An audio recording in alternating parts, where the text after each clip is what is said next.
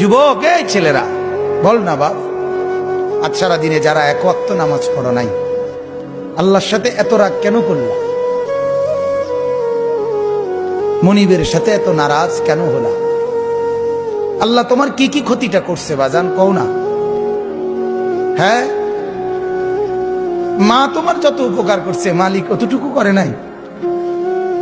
হ্যাঁ, বাবা যে উপকারটুকু করছে আল্লাহ এটুকু করে নাই? বন্ধু তোমারে এক কাপ চা খাওয়াইছে, মালিক তার চাইতে বেশি কোনো উপকার করে নাই? আহা,